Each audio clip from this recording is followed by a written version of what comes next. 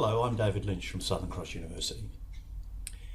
Over the course of past decades, governments across the globe have been challenged by unprecedented changes that are occurring in our society. These changes occurred primarily through technological innovation, and at the heart of technological innovation is human creativity. This circumstance implicates schools for an appropriate response. You can understand the scope of this particular response and the challenge that it represents because schools essentially were developed nearly 300 years ago to serve the Industrial Revolution.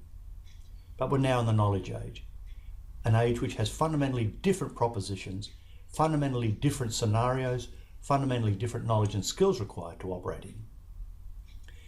Returning to schools, the challenge for schools is to harness technology, to ensure that students who graduate from schools are prepared for work. So what do we mean by blended learning? Well, essentially blended learning is any formal education program in which students study part online and part face-to-face. But there's an important aspect of blended learning that makes it fairly powerful. That is, the students have, at least in part, control over time, place, path, and the pace of their learning. An example of blended learning is flipped classroom.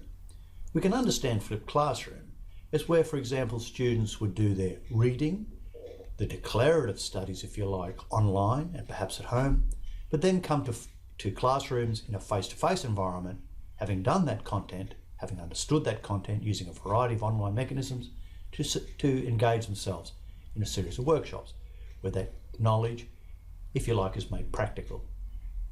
So blended learning is an exciting aspect. It's a fundamental change in how teachers see their business.